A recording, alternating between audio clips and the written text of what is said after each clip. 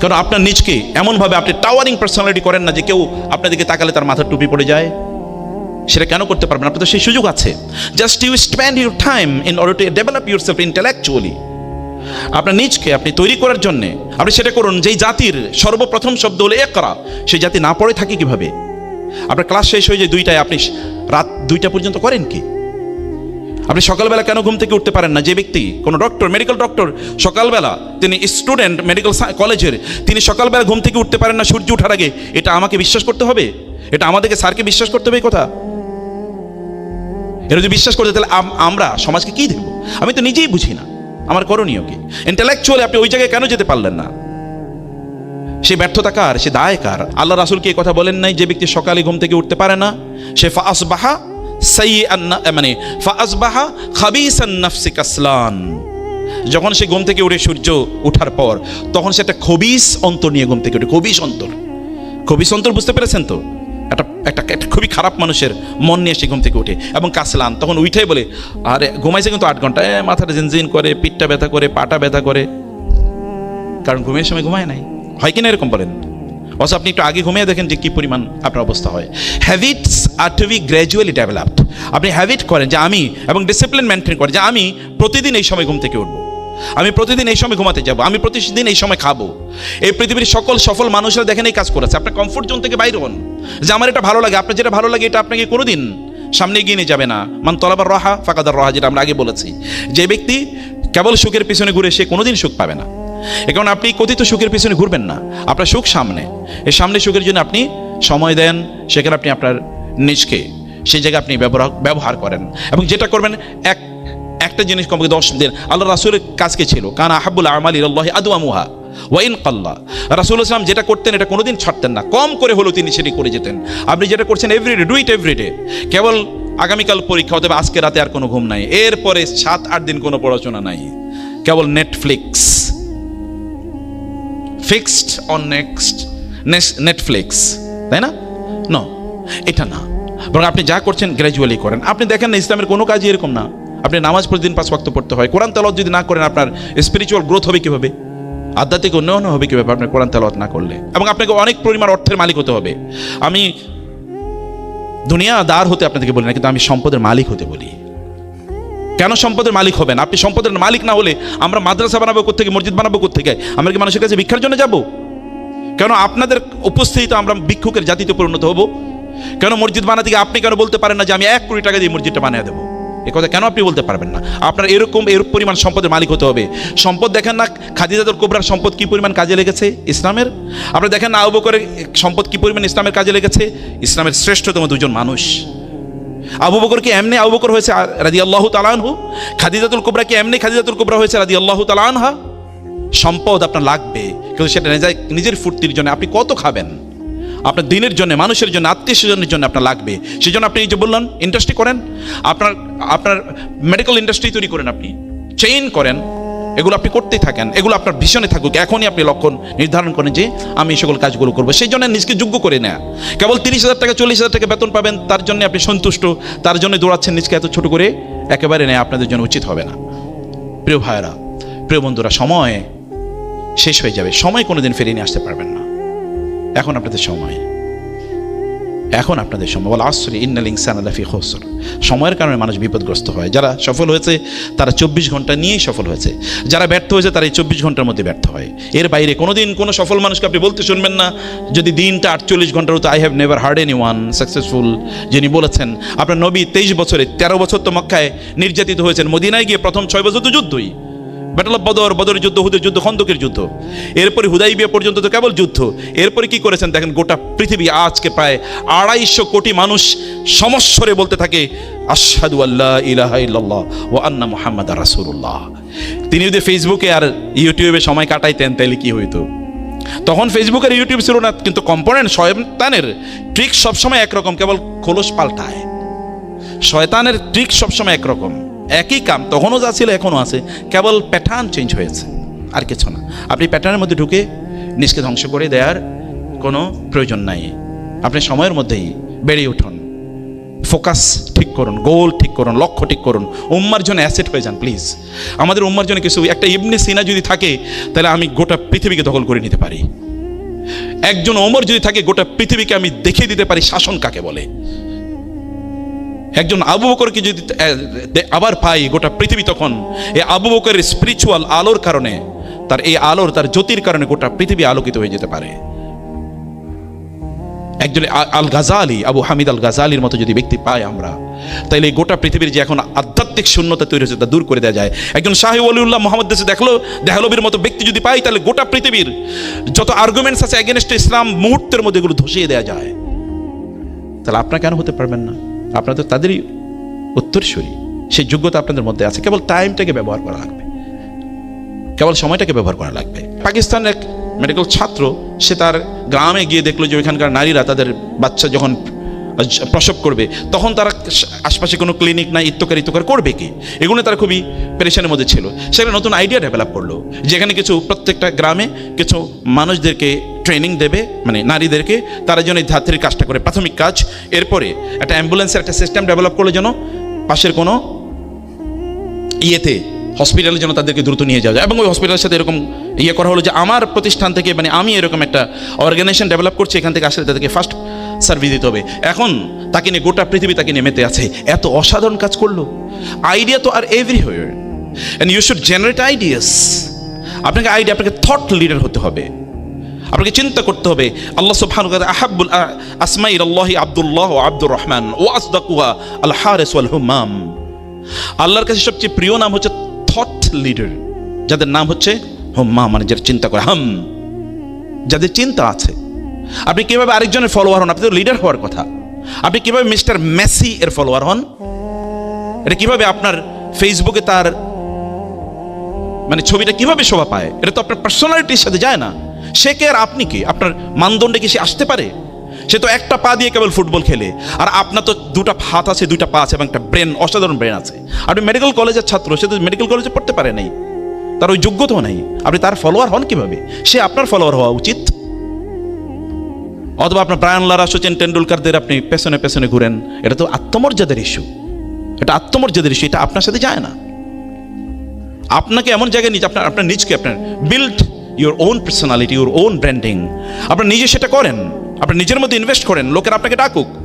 আপনার intellectual capacity এমন একটা জায়গায় নিয়ে যাক যে আপনি যেখানে যান, ওয়াজআলানি মুবারাকান আইনামা কুনতু ওয়া আওসানি বিস-সালাতি ওয়াজ-যাকাতি মা দুমতু হাইয়া আল মুমিনু খায়রুন কুল্লুহু। রাসূলুল্লাহ সাল্লাল্লাহু আলাইহি ওয়াসাল্লাম বলেছেন, ঈমানদাররা তাদের নিজেদেরকে এমন লেভেলে নিয়ে যায় যেখানে যায় সেখানে সে কল্যাণ বয়ে দেয়। ঈসা আলাইহিস সালামের ব্যাপারে আল্লাহ তাআলা বলেছেন, ওয়াজআলানি মুবারাকান আইনামা কুনতু। ঈসা আলাইহিস সালাম বললেন, আল্লাহ আমাকে বরকতময় করেছেন, যেখানেই থাকি, যখনই থাকি, যেখানেই যাই সেখানে আমার কারণে বরকত চারিদিকে ছড়িয়ে পড়ে। আপনার নবী যেখানে গিয়েছে দেখেন, তিনি মক্কা ছেড়ে চলে গেছেন, মক্কা অন্ধকারাচ্ছন্ন হয়ে গেছে। তারাহালা আন কওমিন ফাদাল্লাত উকুলুহুম ওয়া হাল্লা আলা কওমিন বিনূরিন মুজাদ্দাদি। কবি বলেছেন, তারাহালা আন কওমিন ফাদাল্লাত উকুলুহুম। তিনি মক্কা থেকে যখন চলে যান, এরপর ইতিহাস দেখেন, মক্কা এরপরে দুর্ভিক্ষ শুরু হয়ে যায়, বারাকা। তিনি মক্কা থেকে চলে গেছেন, মক্কায় দুর্ভিক্ষ। ফাদাল্লাত উকুলুহুম, এই লোকগুলো মনে হচ্ছে মেধা শূন্য, অথচ কুরাইশরা, আরব না গোটা মানব জাতির মধ্যে সবচেয়ে বেশি ব্রিলিয়ান্ট জ্ঞানী, কিন্তু ফাদাল্লাত উকুলুহুম, এখন এরা যেন as if they are ignorant and they are lost in the deserts, in wilderness, মানে যে তারা এখন কিছুই বুঝতে পারছে না। ফাদাল্লাত উকুলুহুম ওয়া হাল্লা আলা কওমিন বিনুরিন মুজাদ্দাদি। ইয়াসরিব শব্দটার মধ্যে একটা নেগেটিভ ইস্যু আছে, কারণ রাসূল বলেছেন তোমরা ইয়াসরিব বলবা না, ইয়াসরিব বলবা না। এটা নাম হয়ে গেছে মদিনা। মদিনা যাওয়ার পরে কি অবস্থা হয়েছে দেখেন তো। গোটা পৃথিবীতে একটা মদিনা বললে একটা জায়গাকে চেনে, অথচ মদিনা মানে কিন্তু সিটি। মদিনা মানে কি? সিটি। কিন্তু গোটা পৃথিবীতে সিটি নামে একটাই আছে, সেটা হচ্ছে মদিনা। মদিনা বললে কেবল একটা জায়গায় কি বুঝায়? এটা বলা না হয় না মদিনা তু দিনাজপুর, অথবা মদিনা তু ঢাকা, মদিনা তু ওয়াশিংটন, বলা হয় না। মদিনা মানে ওইটাই। এটা কেমন হয়েছে? তিনি যেখানে গিয়েছেন সেখানে বারাকা। এমনকি তিনি যে রাস্তা দিয়ে হেঁটে গিয়েছেন, যেখানে তিনি দাঁড়িয়েছিলেন, ওইখানে পরবর্তী সাহাবায়ে কেরামরা মসজিদ তৈরি করেছেন। যেখানে তিনি সালাত আদায় করেছেন, ওইটা এখন বিখ্যাত জায়গা। এটা কারণ কি? পার্সোনালিটি, ব্যক্তিত্ব, নিজের মধ্যে ইনভেস্টমেন্ট, যেটা বলেছি। আপনারা বলেন, তিনি তার যৌবনে তাকে কেন আসওয়াদিক এবং আল আমিন বলা হতো? কেন বলেন আসওয়াদিক এবং আল আমিন কেন বলা হতো? তার নিজের মধ্যে ইনভেস্টমেন্ট, সে জায়গায় তিনি করেছেন পরম সত্যবাদী, পরম বিশ্বস্ত। যেই যুগে বেদুইনদের কাজই ছিল লুটেরা, মানে সেখানে মরুদস্যুর মতো করে তারা কাজ করবে, কারণ সম্পদ লুট করে নিয়ে আসলে কোনো জবাব দিতে নাই। Might is right is the policy, was the policy of that society. সেখানে তিনি তার নিজকে কোথায় নিয়ে গিয়েছেন? তিনি সেখানে হেল্পফুল ফুজুল তৈরি করেন এবং সেখানে তিনি লোকজনকে নিয়ে সমস্যার সমাধানের কথা চেষ্টা করেন, চিন্তা করেন। যখন সমাজে বাইতুল্লাহ নির্মাণের প্রশ্ন আসলো এবং হাজারে আসওয়াদকে তার স্থানে রাখার ইস্যু যখন আলোচনা আসলো, তখন হাজারে আসওয়াদকে কে রাখবে এটা নিয়ে রক্তক্ষয়ী যুদ্ধের মতো অবস্থা তৈরি হয়ে গেল। কেউ একজন বললেন, আগামীকাল বাইতুল্লাহতে সর্বপ্রথম যিনি পা রাখবেন ভোরে সকালে সবার আগে এই প্রেমিসে, তাকেই আমরা দেব দায়িত্ব। তিনি যেই সিদ্ধান্ত দেন আমরা সেই সিদ্ধান্ত মেনে নেব। সবাই অপেক্ষায় আছে কে আসবে সকালবেলা সবার আগে। সকালবেলার পাখি তো সকালে আগে যাবে, সকালবেলার পাখি তো তখনও একজন। তিনি সেখানে যখন প্রবেশ করলেন, লোকেরা বলেন হাদা আল আমিন রদিনা বিকদাইহি, আলামিন এসছে, নামই হয়ে গেছে আলামিন। আলামিন এসছে, তিনি যা বলবেন তাই, আর তিনি কোনোদিন ভুল বলবেন না। সবার জন্য উইন উইন সিচুয়েশন। এবং আপনি জানেন পরে ঘটনা উইন উইন সিচুয়েশন কিভাবে হয়েছে। The problem is settled with his insights. আমাদের নিজেদেরকে ওই লেভেলে নিয়ে যাওয়া দরকার। এই যোগ্যতা আপনার তৈরি করতে হবে। ইউসুফ আলাইহিস সালামের কথা সূরা ইউসুফ তো আপনি পড়েন। ইউসুফ আলাইহিস সালাম কে সম্রাট ডেকে পাঠালেন। সম্রাট স্বপ্নে দেখেছেন, স্বপ্নের ব্যাখ্যা কেউ দিতে পারছে না। ইউসুফ আলাইহিস সালাম স্বপ্নের ব্যাখ্যা দিলেন এবং বলা হলো যে তাকে নিয়ে আসো। আস্তাখলিসু লিনাফসি, আমি তাকে আমার নিজের জন্য করে নেব একাকী। ইউসুফ আলাইহিস সালাম বললেন, জালনি আলা খাজাইনিল আরদি ইন্নী হাফিজুন আলিম, আমাকে দায়িত্ব দেন। এই যে ডিজাস্টার আপনি ম্যানেজ করতে পারবেন না, এই ম্যানেজমেন্ট তিনি কোথায় শিখলেন? আপনাকে এখন তাহলে আপনাকে project management, hospital management, medical management, এটা আপনাকে শিখতে হবে এখন। এটাই তো আপনার শেখার সময়। এরপরে তো আপনি স্যারের বা আমার কথা নাই বাদ দিলাম, স্যারের এত ব্যস্ততা হলে তখন আর পড়ার সময় পাবেন না। এটা তো এখন আপনার সময়। যদিও আপনাকে পড়তে হবে কিয়ামত পর্যন্ত, মৃত্যু পর্যন্ত।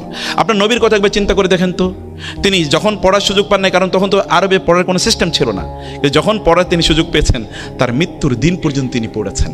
23 বছর কোরআন নাজিল হয়েছে। মানে কি?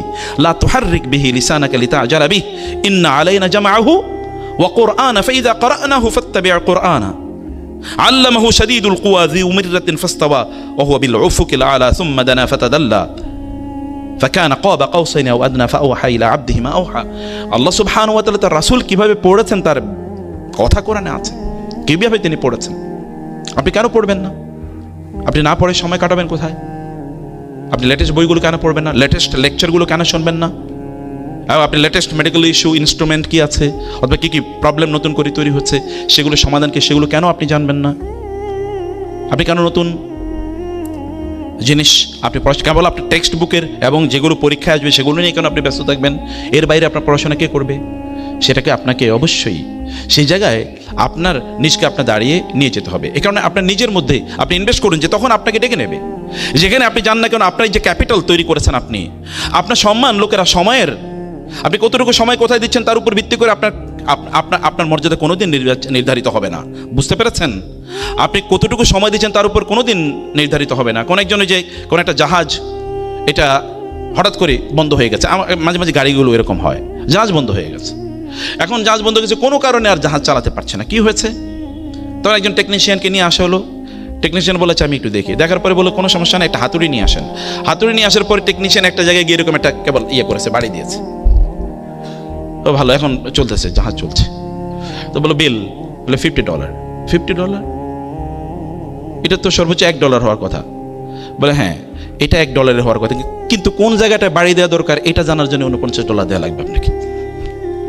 বাড়ি কোথায় দেয় আপনি এত করে বাড়ি দিতে পারলেন না। তো আমি জানি কোথায় আঘাত করতে হবে, আই নো ইট। এবং এই কারণে আপনাকে আরো $49 দেওয়া লাগবে। আর কথা ঠিক, আপনাকে জানতে হবে আপনার সময়ের উপর নির্ভর করে আপনি কোনোদিন আপনার নিজকে মর্যাদাবান করতে পারবেন না, যে আমি এখানে এত সময় দিচ্ছি, ওইখানে এত সময় দিচ্ছি। But what sort of capability, skill, যোগ্যতা আপনি কি ডেভেলপ করেছেন? ইউসুফ আলাইহিস সালাম তো কৃতদাস আকারে তিনি বাজারে বিক্রি হয়ে গেছেন, তাই না? সেই কৃতদাসকে কি করেছে? বলছে আমাকে। তারপরে মিশরের সম্রাট তিনি কিভাবে হয়েছেন? তিনি তো এমনি মিশরের সম্রাট হন নাই, এমনি মিশরের সম্রাট হয় নাই। মক্কার লোকেরা কেন আপনার নবীর পেছনে এরকম ঘুরেছে? কেন তৎকালীন রোমান এম্পায়ার সম্রাটরা কেন ওমর রাদিয়াল্লাহু তাআলা আনহুর রাজত্ব দেখার জন্য বা তার শাসন ব্যবস্থা দেখার জন্য আসতো? কেন গান্ধীকে যখন বলা হয়েছিল, যখন পাকিস্তান ও ইন্ডিয়া যখন ভাগ হয়, তাকে বলা হয়েছিল যে পাকিস্তান মুসলমানদের তাদের তো একটা কনস্টিটিউশন আছে, কোরআন আছে, তারা সেইভাবে তাদের দেশ পরিচালনা করবে, but what do you have, আপনাদের কি আছে, আপনি কীভাবে রাষ্ট্র পরিচালনা করবেন? তিনি একটা বই দেখিয়ে বলেছেন, এই বই অনুসারে, বলো বইটা কি বলেছে, life and administration of Omar. এই ওমরের অ্যাডমিনিস্ট্রেশন কি ছিল, এটাই আমার জন্য আর কিছু লাগবে না। এই পৃথিবীর সর্বশ্রেষ্ঠ অ্যাডমিনিস্ট্রেটরের নাম হলো ওমর ইবনুল খাত্তাব রাদিয়াল্লাহু তাআলা আনহু। কোত্থেকে শিখেছেন, কোত্থেকে পড়েছেন? আপনার সেই জেনিয়াস, আমরা সেরকম একটা জেনিয়াস নিজকে এরকম একটা জায়গায় আপনাদেরকে নিয়ে যাওয়া দরকার। মোরাল ক্যাপিটাল নিজের মধ্যে অবশ্যই বিল্ড আপ করতে হবে, মোরাল ক্যাপিটাল বিল্ড আপ করতে হবে, ইন্টেলেকচুয়াল ক্যাপিটাল এর পাশাপাশি আপনার স্পিরিচুয়াল ক্যাপিটাল বিল্ড আপ করতে হবে। আপনি অনেক সফল, কিন্তু আল্লাহর সামনে আপনার সামান্য কোনো দাম নাই। যেমন ফেরাউনকে যখন লোহিত সাগরে নিমজ্জিত করে হত্যা করা হয়, তখন ফেরাউন বলছিল, আমানতু বিল্লাযী আমানা বিহি বানু ইসরাঈল। বানু ইসরাঈল অথবা মূসা এবং হারুন যেই রবের প্রতি ঈমান এনেছেন, আমি তার প্রতি ঈমান আনলাম।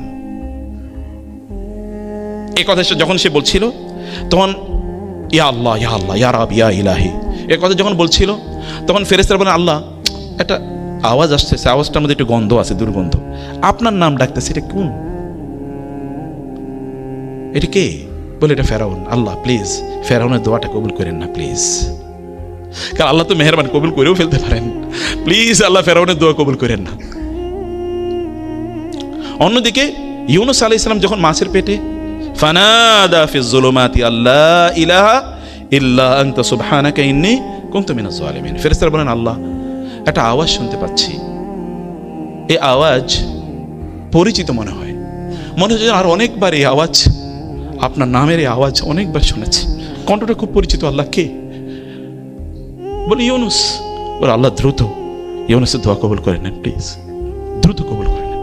আল্লাহ তাআলা বলেন, ফাসতাজাবনা লাহু ওয়া নাজ্জাইনাহু মিনাল গাম ওয়া কাযালিকা নুনজিল মুমিনিন। আপনারা যারা আরবি ভাষা বুঝেন, এটা বাবুল ইস্তেফাল, বাবুল ইস্তেফালের একটা খাসিয়ত হচ্ছে এটা দ্রুত, ইমিডিয়েটলি, এখনই। বলে ফাসতাজাবনা, আমি immediately responded to his prayer. ওয়া নাজ্জাইনাহু মিনাল গাম, এবং বাবুত তাফঈল এর একটা খাসিয়ত হচ্ছে ব্যাপকতা, আল কাসরা বুঝায়। আমি তাকে এমনভাবে সেখান থেকে উদ্ধার করে নিয়ে আসলাম, যেন এতদিন এই যে মাছের পেটে ছিল, সমুদ্রের মধ্যে ছিল, তার মধ্যে যে বিভিন্ন ধরনের প্রবলেম তৈরি হওয়ার কথা, এগুলো কিচ্ছুই হয় না, কারণ তার শরীরটা তুলতুলে হয়ে যাওয়ার কথা, এখানে বিভিন্ন ধরনের মানে গোটা ইত্যাদি তৈরি হয়ে যাওয়ার কথা, অনেক কিছু, কোনো কিছু হয় নাই। তরতাজা মানুষ সেখান থেকে বের করে নিয়ে এসেছি আমি তাকে। আপনার জন্য ফেরেশতারা গর্ব করে কিনা, স্পিরিচুয়াল আপনি নিজেকে এভাবে ডেভেলপ করছেন কিনা, নাকি শয়তান আপনার ব্যাপারে গর্ব করে? ফেরেশতারা গর্ব করে কিনা, ফেরেশতারা কি বলে কিনা? রাসূল ইসলাম একবার ঘর থেকে বের হলেন, তিনি দেখলেন কয়েকজন লোক মসজিদে নববীতে বসে আছে। তিনি তাদেরকে বললেন, মা আজলাসাকুম হুনা, কিসে তোমাদেরকে এখানে বসিয়ে রেখেছে? তারা বললেন, আমরা এখানে কেবল আল্লাহ জিকির করার জন্য, আল্লাহকে নিয়ে আলোচনা করা ইত্যাদির জন্য আমরা বসে আছি।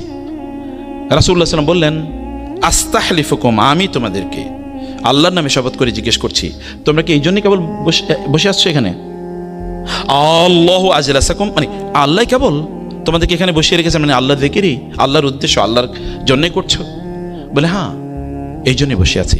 তিনি বললেন, লান আস্তাহলিফাকুম তুহমাতান লাকুম ওয়ালাকিন্না জিবরিল ক্বাদ জাআনি ওয়া আখবারানি আন্নাল্লাহা ক্বাদ ইউবাহি বিকুম আল মালাইকা। তিনি বললেন, আমি তোমাদেরকে সন্দেহ করে জিজ্ঞেস করছি না, বরং আমি একটু বিস্মিত হয়েছিলাম যে ফেরেশতা জিবরিল আমাকে মাত্র এসে বলে গেল, তোমাদের কথা আল্লাহ তাআলা সবচেয়ে গুরুত্বপূর্ণ ফেরেশতা যারা, প্রধানতম ফেরেশতা যারা, তাদের সাথে আলোচনা করছেন এবং গর্ব করে বলছেন, দেখো এই যে আমার বান্দারা, দেখো তোমরা না বলছিলা কেন বানাই, এবার দেখো কেন বানাইছি। সহিহুল বুখারীর হাদিস, যে আমি কিন্তু এই কারণে তোমাদেরকে জিজ্ঞেস করছি। সম্মানিত ভাইয়েরা, বোনেরা, আপনার নিজের মোরাল ডেভেলপমেন্ট লাগবে, এটা আপনাকে গ্র্যাজুয়ালি করতে হবে, এটা আপনাকেই করতে হবে, অন্য কেউ এটা হঠাৎ করে কোনোদিন তৈরি হয় না। আপনার রাসূলের ব্যাপারে আল্লাহ তাআলা কি বলছেন দেখেন, তিনি তো এখন নবী, তো তার তো পার্সোনাল গ্রোথের আর প্রয়োজন নাই, কিন্তু আল্লাহ কি বলেছেন, ইয়া আইয়ুহাল মুযাম্মিল কুমিল লাইলা ইল্লা কালিলা নিসফাহু আও ইনকুস মিনহু কালিলা আও জিদ আলাইহি ওয়ারাত্তিলিল কুরআনা তারতিলা। রাতের অর্ধেক, তার চেয়ে বেশি অথবা তার চেয়ে কম, অথবা পুরা রাত দাঁড়িয়ে আপনি সালাত আদায় করুন, ওমিনাল লাইলি ফাতাহাজ্জাদ বিহি নাফিলাতাল লাক। আমরা পড়ি 5 ওয়াক্ত নামাজ, তিনি প্রতিদিন 6 ওয়াক্ত পড়তেন। আমরা পড়ি 17 রাকাত, তিনি প্রতিদিন কমপক্ষে 40 রাকাত পড়তেন সাল্লাল্লাহু আলাইহি ওয়াসাল্লাম। তার কি নামাজ পড়া লাগে নাকি? তার কি নামাজ পড়া লাগে নাকি? লাগে না তো। কোন নামাজ পড়বেন? আল্লাহ তাআলা তো কদ গাফারা লাকা মা তাকাদ্দামা মিন যামবিকা ওয়া মা তাআখার। আল্লাহ তাআলা তার পূর্বের এবং পরের সব গুনাহ মাফ করে দিয়েছেন, তার তো সালাত পড়ার প্রয়োজন হয় না। কিন্তু তার কি গ্রোথের প্রয়োজন নাই? তার কি আল্লাহর আরো ভালোবাসা পাওয়ার প্রয়োজন নাই? অবশ্যই আছে, অবশ্যই আছে। রাসূলুল্লাহ সাল্লাল্লাহু আলাইহি ওয়াসাল্লাম তিনি এভাবে সালাত আদায় করেছেন। এবং আসা আইয়া বাহাসাকা রব্বুকা মাকামান মাহমুদা, আপনাকে আল্লাহ তাআলা মাকামে মাহমুদ প্রদান করবেন। আপনি এই পৃথিবীর শ্রেষ্ঠতম ডক্টরে পরিণত হতে পারেন। আপনার কিছু সময় যিনি আপনাকে সৃষ্টি করেছেন তাকে প্রদান করুন। এটা লস না, এটা ইনভেস্টমেন্ট। এটা লস না, এটা ইনভেস্টমেন্ট। আপনি ভালো মানুষ না হলে আপনার এগুলো কোনো কাজেই লাগবে না। এগুলো কেউ অস্ত্র তৈরি করে, সে অস্ত্র দিয়ে মানুষ মারার জন্যে, কেউ অস্ত্র তৈরি করে মানুষকে রক্ষা করার জন্য। আপনি কোনটা করেছেন? ইমাম রাজি রাহিমাহুল্লাহকে যখন বলো আপনি একটু বিষ বানিয়ে দেন, বলে কেন? বলে কাজে লাগবে, আমাদের প্রশাসনিক কাজে লাগে। বলে আমি তোমাদেরকে এই বিষ বানিয়ে দেবো না, কারণ তোমরা এই বিষ খারাপ কাজে ব্যবহার করবে, এই ফর্মুলাই দেবো না। জুলুমের শিকার হয়েছেন তারা, কিন্তু তারপরে তারা দেন নাই।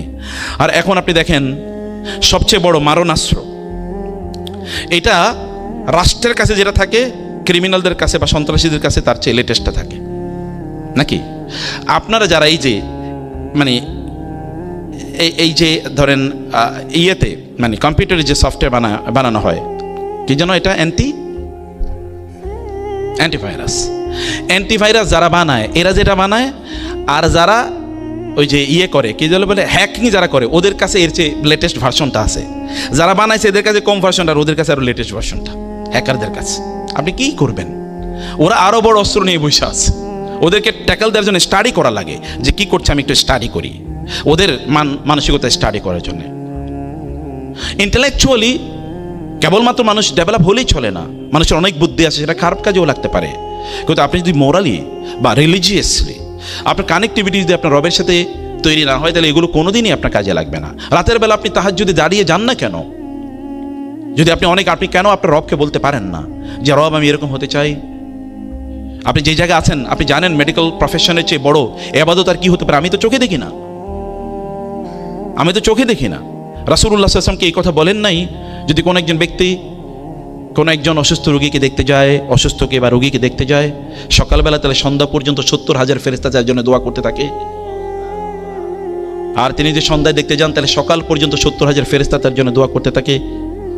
এটা তো দেখতে যাওয়ার, যিনি চিকিৎসা দেবেন তাহলে তার অবস্থা কি হইতে পারে আমি জানি না। কত ফেরেশতা তার জন্য দোয়া করবে।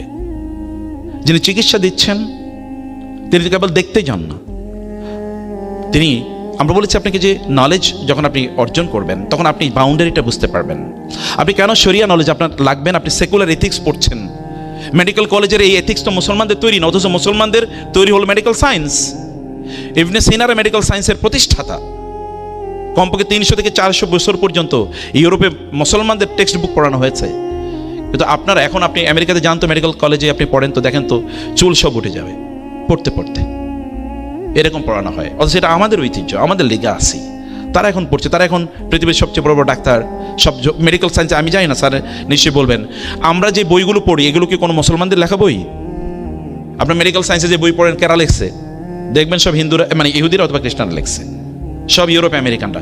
কেন আপনারা লিখতে পারলেন না? কেন আপনি আপনার নিজকে এই চ্যালেঞ্জ গ্রহণ করেন না যে মেডিকেল সায়েন্সের এই জায়গায় আমি বই লিখব?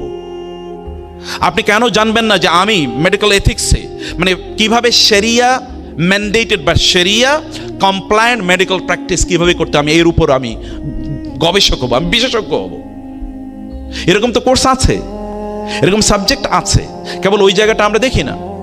এর উপর আপনি এক্সপার্ট হয়ে যান। যে আমি আপনার জান অসংখ্য ঘটনা আছে। যেমন ধরুন আপনার যে মিল্ক ব্যাংক নিয়ে কত আলোচনা হয়েছে, অনেকে ডক্টররা বলেছে মিল্ক ব্যাংকে প্রবলেম কি? আমরা বলছি শরিয়া হারাম করে দিয়েছে, এটা রাখা যায় না, রাখতে হলে এরকম অনেক ইয়ে করতে। আপনি জানেন মধ্যখান দিয়ে মিল্ক ব্যাংক সেকুলার, এটা নিয়ে খুবই লাফালাফি শুরু করলো। মিল্ক ব্যাংক মানে কি? অনেক শিশু মারা যায়, মানে অনেক মা মারা যায়, তখন এই শিশুকে দুধ পান করাবে কারা? তখন এই যে যেই অথবা কোনো শিশু মারা যায় কিন্তু মার দুধ রয়ে গেছে, এটা কি করবে? তখন এটা একত্রিত করে ব্যাংক আকারে রাখা হবে, এরপরে যেখানে দরকার সেখানে সাপ্লাই দেওয়া হবে, যেমন ব্লাড ব্যাংক। আমরা বলবো এটা হারাম, যদি না এটা মেনটেন করা যায়। কারণ কি, আপনি যার দুধ খাবেন তিনি তো আপনার মা, তিনি কেবল আপনার মা না, তার মেয়ে আপনার বোন, তার মা আপনার দাদি অথবা নানি, তাই না?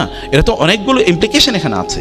তারপরে কি হবে, আমাদেরকে 3-4 দিন আগে একজন ফোন করলো, বলে স্যার আমি তো একটা বিপদে পড়ে গেছি, আপনার মাসালা লাগবে কি? বলে আমি আমার কাজিনকে খুবই পছন্দ করি, ছোটবেলা থেকে তাকে ভালোবাসি, কিন্তু তার মা আমার দুধ পান করাইছিল, এখন করবো কি? এমন হারাম। অনেক আলোচনা, লম্বা ছোট করে বলছি। বলে স্যার আমি ছোটবেলা থেকে তারে পছন্দ করি। বুঝতে পেরেছেন? প্রিয় ভাইরা, বন্ধুরা আমার, আপনাদের কিছু কোয়েশ্চেন আছে, আমি কোয়েশ্চেনের দিকে যাচ্ছি একটু, ওই ইস্যুতে আমি কিছু আলোচনা করবো। আমি তাইলে যেটা বলছিলাম যে আপনাদেরকে আপনাদের রিলিজিয়াস দিনই নলেজের দিক থেকে যেমন এটা হন, আপনার দিনই আপনার শরিয়া কোর্স করেন, আপনার মুসলমান কিনা এটা কে আইডেন্টিফাই করবে? তার জন্য আপনার আকীদা জানতে হবে যে আমার দিন কি। অনেকে আমাদেরকে প্রশ্ন করে সুন্নত নামাজ পড়ার জন্য উজু করা লাগবে কিনা, সুন্নত পড়ার জন্য উজু করা লাগবে কিনা, এটা জিজ্ঞেস করে অনেকে। অন রেকর্ড বলছি, বিশ্বাস করেন, জিজ্ঞেস করে যে সুন্নত নামাজ পড়ার জন্য আবার উজু করা লাগবে কিনা। মনে করছে শুধু ফরজ পড়ার জন্য উজু লাগে। একজনই জিজ্ঞেস, আর কমন ছাত্রদের তো কমন কোয়েশ্চেন থাকে যে ফজরের সময় প্রায় যায়, কিন্তু আমার জন্য গোসল ফরজ, যখন নামাজ পড়বো নাকি গোসল করব, কারণ গোসল করতে গেলে কি সূর্য উঠে যাবে। This are common questions and the people don't know. তাহলে তার গ্যাপটা কোথায়? আপনি কি বেসিক্স অফ ইসলাম এটা জানবেন না?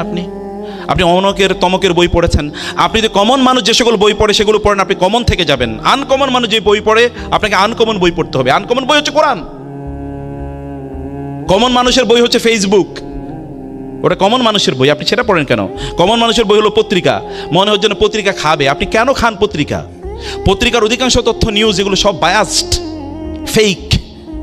আর ফেসবুকের নিয়োগ তো এটা নামই ফেসবুক না, ফেক বুক। আর সেখানে you invest your time, most of your time is invested over there. No, আপনি রিয়েল বুক কবে পড়বেন? যালিকাল কিতাবু লা রাইবা ফি হুদাল লিল মুত্তাকিন। আপনি রিয়েল বুক তো আপনাকে পড়তে হবে, সেটা হলো সেই রিয়েল বুকও আপনাকে অবশ্যই পড়া লাগবে। এই কারণে আপনাকে হ্যাবিটগুলো ডেভেলপ করেন। মনে রাখবেন, হ্যাবিট ছাড়া আপনি কোনোদিন এগোতে পারবেন না। আমি যেটা বলছিলাম যে আপনি ফজরের বেলা যদি ঘুম থেকে না উঠতে পারেন, আপনি দুনিয়ারে উল্টাইবেন কিভাবে? আপনি তো আপনার কাঁথাই উল্টাইতে পারতেছেন না, নাকি? যিনি কাঁথা আর কম্বলি উল্টাইতে পারেন না, তিনি কিভাবে দুনিয়া উল্টাবেন? ইম্পসিবল। আপনার মেডিকেল স্টুডেন্টরা আপনার বলেন হেলথের কথা, আল্লাহ রাসূল বলেছেন আল মুমিনুল কাওয়িয়্যু খায়রুন ওয়া আহাব্বু ইলাল্লাহ মিনাল মুমিনিদ দাঈফ। একজন শারীরিকভাবে শক্তিশালী ইমানদার আল্লাহর কাছে শারীরিকভাবে দুর্বল ইমানদারের চেয়ে অনেক অনেক প্রিয়, অনেক অনেক বেশি কি প্রিয়। আপনারা জানেন মুসা আলাইহিস সালাতু, আপনারা মুসা হয়ে যান না কেন? You just become like Moses. মুসা আলাইহিস সালাতু ওয়াস সালাম, মুসা আলাইহিস সালাতু ওয়াস সালাম গেলেন ওই যে মাদিয়ানে, সেখানে গিয়ে দেখলেন দুজন সুন্দরী নারী, যুবতী, মোস্ট প্রবলি দিনাজপুর মেডিকেল কলেজের স্টুডেন্টদের মতোই হবে, তাই না? তো এখন ইয়াং ম্যানে তার সাথে ট্রিটমেন্টকে আমি সে আলোচনায় পরে যাবো, ওই জায়গায় ওই যে কিছু কোয়েশ্চেন আছে তার উপর আমি আলোচনা করব। তারা এসে এর মধ্যে দুই বোন, এক বোন বাবাকে বলেন ইয়া আবা তিস্তাজিরহু ইন্না খায়রা মান ইস্তাজারতাল কাউইয়ুল আমিন। বাবা, তাকে আপনার কাজে নিয়োগ করেন, আপনার একটা লোক লাগবে, আপনাদের highly professional CEO of your industry, আপনার প্রতিষ্ঠানে সিইও লাগবে, ওর এমডি লাগবে, ম্যানেজিং ডিরেক্টর লাগবে, ওনাকে নিয়োগ দেন, কারণ তিনি আল কাউই, শারীরিকভাবে প্রচণ্ড শক্তিশালী। আপনার শরীরের শক্তি কই? আপনি কেন শারীরিকভাবে শক্তিশালী না? আপনি খান হলো জাঙ্ক ফুড, ফাস্ট ফুড। যে ফুড ফাস্ট আসে সেই ফুড ফাস্ট যায়, যেটা ধীরে আসে যেটা ধীরে যায়। আপনি এই ফুডে কেন অভ্যস্ত হবেন? এটা তো আপনার ফুড না। আপনি কি মনে করেন যে আপনার ইঞ্জিন ফেরারি অথবা বিএমডাব্লিউতে আপনি কোক ঢেলে দেবেন, এরপরে এটা আপনার 180 গতিতে তারপরে নিয়ে যাবে কোথাও? আপনার ইঞ্জিন, শরীরের ইঞ্জিনটা, লোকোমেটিভটা, সেটি তো অবশ্যই ফেরারি গাড়ির চেয়ে অনেক বেশি দামি। এখানে ভরতেছেন কি? ফুয়েল কে? এটার জন্য ফুয়েল কে? অথবা এটার জন্য আপনার লুব্রিক্যান্ট কি? What is the lubricant you are using? সেটা আপনাকে করতে হবে। আপনি রাতের বেলা, আপনার মেডিকেলে বলেন যে মানুষ সন্ধ্যাবেলা, আমার ব্যক্তিগত জীবনে এরকম অসংখ্যভাবে ঘটেছে, এর মধ্যেও আমি অনেক কোর্স পড়াই, প্রচুর পরিমাণ রাতে আমাকে কাজ করতে হয়। তো মাঝে মাঝে আমি অন টেস্ট আল্লাহ রাসূলের সিরাত, আমি সিরাকে নিজে এক্সপিরিয়েন্স করার চেষ্টা করি। একবার হলো এখন থেকে 7-8 দিন আগে, আমার আজকে সারা রাত কাজ করতে হবে, কিন্তু আমার তো আবার শরীরও টিকে রাখতে হবে। আমি কি করলাম, এশার নামাজের পরপরই 15 থেকে 20 মিনিট, সর্বোচ্চ আধা ঘন্টা, আমার মনে নাই, আধা ঘন্টা তো এক্সিড করেই নাই, তার চেয়ে কম ঘুমালাম। আপনি জানেন সারাটা রাত না শুধু, এর পরের দিনও আমার শরীরে সামান্যতম ক্লান্তি আমি ফিল করি নাই, আলহামদুলিল্লাহ। কারণটা কি? কারণ হচ্ছে মানুষ যখন এই সময়ে, ধরুন এটা যদি 8টা 9টা, রাসূল সাল্লাল্লাহু আলাইহি ওয়াসাল্লাম কখন ঘুমাতে যেতেন? ইউজুয়ালি আরব দেশে 8:30টায় এশার নামাজ হয়, আর খাবার আগে হয়ে যায়। এটা খাবার, আর আল্লাহ রাসূলের জীবনে কোনোদিন রাত্রে 11টা 12টায় খাবার খেয়েছেন? আই চ্যালেঞ্জ ইউ, যদি আপনি একটা ঘটনা দেখাতে পারেন, একটা, সন্ধ্যার পরেই তিনি খেয়ে ফেলতেন। যাই হোক, তো এই সময়ে যদি 9টা বা 9:30 বলি, 9টা 9:30 থেকে শুরু করে 1টা পর্যন্ত, এই সময় আপনার ব্রেনটা যে লেভেলে থাকে, এটা হলো যদি আমরা মোবাইল যদি চার্জ দিই, ফর এক্সাম্পল একবারে 100 ক্যাপাসিটি আছে ইলেকট্রিসিটিতে, এটা যদি আপনি চার্জার লাগান এবং একটা ফাস্ট চার্জার লাগান, দেখবেন আপনার উইদিন এ ফিউ মিনিটস আপনার ব্যাটারি কি ফুল হয়ে গেছে, চার্জ হয়ে গেছে। আর যদি একটা লো গ্রেডের ব্যাটারির সাথে আপনি কানেকশন দেন, তাহলে দেখবেন 3-4 ঘন্টা চলে যাচ্ছে, কি ব্যাটারি আপনার গাড়ি চার্জ হয় না, মোবাইল চার্জ হয় না। এটা আপনার যে ব্রেন যে চার্জ নেবে, চার্জ নেওয়ার জন্য তো এই সময়, আপনি ওই সময় জেগে আছেন, তাহলে আপনি এরপরে কেন আপনি মনে করবেন যে আপনি খুবই শক্তিশালী থাকবেন শারীরিকভাবে? আল্লাহ রাসূল কি এই কথা বলেন নাই যে ব্যক্তি সকালে ঘুম থেকে উঠতে পারে না, সে ফাসবাহা সাইয়্যান, মানে ফাসবাহা খাবিসান নাফসি কাসলান, যখন সে ঘুম থেকে উঠে সূর্য ওঠার পর, তখন সে একটা খবিস অন্তর নিয়ে ঘুম থেকে উঠে। খবিস অন্তর, খবিস অন্তর বুঝতে পেরেছেন তো? একটা খুবই খারাপ মানুষের মন নিয়ে সে ঘুম থেকে উঠে, এবং কাসলান, তখন উঠাই বলে আরে ঘুমাইছে কিন্তু 8 ঘন্টা, মাথাটা জিনজিন করে, পিঠটা ব্যথা করে, পাটা ব্যথা করে, কারণ ঘুমের সময় ঘুমায় নাই। হয় কিনা এরকম বলেন? অথচ আপনি একটু আগে ঘুমিয়ে দেখেন যে কি পরিমাণ আপনার অবস্থা হয়। হ্যাবিটস আর টু বি গ্র্যাজুয়ালি ডেভেলপড। আপনি হ্যাবিট করেন যে আমি, এবং ডিসিপ্লিন মেনটেন করেন যে আমি প্রতিদিন এই সময় ঘুম থেকে উঠবো, আমি প্রতিদিন এই সময় ঘুমাতে যাব, আমি প্রতিদিন এই সময় খাবো। এই পৃথিবীর সকল সফল মানুষরা দেখেন এই কাজ করেছে। আপনার কমফোর্ট জোন থেকে বাইরে হন, যে আমার এটা ভালো লাগে, আপনার যেটা ভালো লাগে এটা আপনাকে কোনোদিন সামনে এগিয়ে নিয়ে যাবে না। মান তলাবার রাহা ফাকাদার রাহা, যেটা আমরা আগে বলেছি। যে ব্যক্তি কেবল সুখের পিছনে ঘুরে, সে কোনোদিন সুখ পাবে না। এ কারণে আপনি কথিত সুখের পিছনে ঘুরবেন না, আপনার সুখ সামনে। এই সামনে সুখের জন্য আপনি সময় দেন, সেখানে আপনি আপনার নিজকে সেই জায়গায় আপনি ব্যবহার করেন, এবং যেটা করবেন একটা জিনিস কমপক্ষে 10 দিন। আল্লাহ রাসূলের কাজ কি ছিল? কানা আহাব্বুল আমালি ইলাল্লাহি আদওয়ামুহা ওয়া ইন কাল্লা। রাসূলুল্লাহ সাল্লাল্লাহু আলাইহি ওয়াসাল্লাম যেটা করতেন এটা কোনোদিন ছাড়তেন না, কম করে হলেও তিনি সেটি করে যেতেন। আপনি যেটা করছেন এভরিডে, ডু ইট এভরিডে। কেবল আগামীকাল পরীক্ষা, অথবা আজকে রাতে আর কোনো ঘুম নাই, এরপরে 7-8 দিন কোনো পড়াশোনা নাই, কেবল নেটফ্লিক্স, ফিক্সড অন নেটফ্লিক্স, তাই না? নো, এটা না, বরং আপনি যা করছেন গ্র্যাজুয়ালি করেন। আপনি দেখেন না, ইসলামের কোনো কাজই এরকম না। আপনি নামাজ প্রতিদিন 5 ওয়াক্ত পড়তে হয়, কোরআন তেলাওয়াত যদি না করেন, আপনার স্পিরিচুয়াল গ্রোথ হবে কীভাবে? আধ্যাত্মিক উন্নয়ন হবে কীভাবে আপনার কোরআন তেলাওয়াত না করলে? এবং আপনাকে অনেক পরিমাণ অর্থের মালিক হতে হবে। আমি দুনিয়াদার হতে আপনাদেরকে বলি না, কিন্তু আমি সম্পদের মালিক হতে বলি। কেন সম্পদের মালিক হবেন? আপনি সম্পদের মালিক না হলে আমরা মাদ্রাসা বানাবো কোত্থেকে, মসজিদ বানাবো কোত্থেকে? আমরা কি মানুষের কাছে ভিক্ষার জন্য যাব? কেন আপনাদের উপস্থিতিতে আমরা ভিক্ষুকের জাতিতে পরিণত হব? কেন মসজিদ বানাতে গিয়ে আপনি কেন বলতে পারেন না যে আমি 1 কোটি টাকা দিয়ে মসজিদটা বানিয়ে দেবো? এ কথা কেন আপনি বলতে পারবেন না? আপনার এরকম পরিমাণ সম্পদের মালিক হতে হবে। সম্পদ দেখেন না, খাদিজাতুল কুবরার সম্পদ কি পরিমাণ কাজে লেগেছে ইসলামের। আপনি দেখেন না, আবু বকরের সম্পদ কি পরিমাণ ইসলামের কাজে লেগেছে। ইসলামের শ্রেষ্ঠতম 2জন মানুষ। আবু বকর কি এমনি আবু বকর হয়েছে রাদিয়াল্লাহু তাআলা আনহু? খাদিজাতুল কুবরা কি এমনি খাদিজাতুল কুবরা হয়েছে রাদিয়াল্লাহু তাআলা আনহা? সম্পদ আপনার লাগবে, কিন্তু সেটা নিজের ফুর্তির জন্য আপনি কত খাবেন, আপনার দিনের জন্য, মানুষের জন্য, আত্মীয় স্বজনের জন্য আপনার লাগবে। সেই জন্য আপনি এই যে বললেন ইন্ডাস্ট্রি করেন, আপনার মেডিকেল ইন্ডাস্ট্রি তৈরি করেন, আপনি চেইন করেন, এগুলো আপনি করতেই থাকেন। এগুলো আপনার ভীষণে থাকুক। এখনই আপনি লক্ষ্য নির্ধারণ করেন যে আমি সকল কাজগুলো করবো। সেই জন্য নিজকে যোগ্য করে নেয়া। কেবল 30,000 টাকা 40,000 টাকা বেতন পাবেন, তার জন্য আপনি সন্তুষ্ট, তার জন্য দৌড়াচ্ছেন নিজকে এত ছোট করে, একেবারে নেয়া আপনাদের জন্য উচিত হবে না। প্রিয় ভাইয়েরা, প্রিয় বন্ধুরা, সময় শেষ হয়ে যাবে, সময় কোনোদিন ফিরিয়ে নিয়ে আসতে পারবেন না। এখন আপনাদের সময়, এখন আপনাদের সময়। ওয়াল আসরি ইন্নাল ইনসানা লাফি খুসর। সময়ের কারণে মানুষ বিপদগ্রস্ত হয়। যারা সফল হয়েছে তারা 24 ঘন্টা নিয়েই সফল হয়েছে, যারা ব্যর্থ হয়েছে তারা এই 24 ঘন্টার মধ্যে ব্যর্থ হয়। এর বাইরে কোনোদিন কোনো সফল মানুষকে আপনি বলতে শুনবেন না যদি দিনটা 48 ঘন্টার হতো, I have never hard any one successful, যিনি বলেছেন। আপনার নবী 23 বছরে 13 বছর তো মক্কায় নির্যাতিত হয়েছেন, মদিনায় গিয়ে প্রথম 6 বছর তো যুদ্ধই, ব্যাটল অফ বদরের যুদ্ধ, উহুদের যুদ্ধ, খন্দকের যুদ্ধ, এরপরে হুদাইবিয়া পর্যন্ত তো কেবল যুদ্ধ। এরপরে কি করেছেন দেখেন, গোটা পৃথিবী আজকে প্রায় 250 কোটি মানুষ সমস্বরে বলতে থাকে আশহাদু আল্লা ইলাহা ইল্লাল্লাহ ওয়া আন্না মুহাম্মাদার রাসূলুল্লাহ। তিনি যদি ফেসবুকে আর ইউটিউবে সময় কাটাইতেন তাহলে কি হইতো? তখন ফেসবুক আর ইউটিউব ছিল না, কিন্তু কম্পোনেন্ট শয়তানের ট্রিক সবসময় একরকম, কেবল খোলস পাল্টায়। শয়তানের ট্রিক সবসময় একরকম, একই কাম তখনও যা ছিল এখনও আছে, কেবল প্যাটার্ন চেঞ্জ হয়েছে, আর কিছু না। আপনি প্যাটার্নের মধ্যে ঢুকে নিজকে ধ্বংস করে দেওয়ার কোনো প্রয়োজন নাই। আপনি সময়ের মধ্যেই বেরিয়ে উঠুন, ফোকাস ঠিক করুন, গোল ঠিক করুন, লক্ষ্য ঠিক করুন, উম্মার জন্য অ্যাসেট হয়ে যান প্লিজ। আমাদের উম্মার জন্য কিছু, একটা ইবনে সিনা যদি থাকে তাহলে আমি গোটা পৃথিবীকে দখল করে নিতে পারি। একজন ওমর যদি থাকে গোটা পৃথিবীকে আমি দেখিয়ে দিতে পারি শাসন কাকে বলে। একজন আবু বকরকে যদি আবার পাই গোটা পৃথিবী, তখন এই আবু বকরের স্পিরিচুয়াল আলোর কারণে, তার এই আলোর, তার জ্যোতির কারণে গোটা পৃথিবী আলোকিত হয়ে যেতে পারে। একজন আল গাজালি, আবু হামিদ আল গাজালির মতো যদি ব্যক্তি পাই আমরা, তাইলে এই গোটা পৃথিবীর যে এখন আধ্যাত্মিক শূন্যতা তৈরি হয়েছে তা দূর করে দেওয়া যায়। একজন শাহী ওলিউল্লাহ মোহাম্মদ দেশে দেহলবির মতো ব্যক্তি যদি পাই, তাহলে গোটা পৃথিবীর যত আর্গুমেন্টস আছে এগেনস্ট ইসলাম মুহূর্তের মধ্যে এগুলো ধসিয়ে দেওয়া যায়। তাহলে আপনারা কেন হতে পারবেন না? আপনারা তো তাদেরই উত্তরসূরি, সেই যোগ্যতা আপনাদের মধ্যে আছে। কেবল টাইমটাকে ব্যবহার করা লাগবে, কেবল সময়টাকে ব্যবহার করা লাগবে।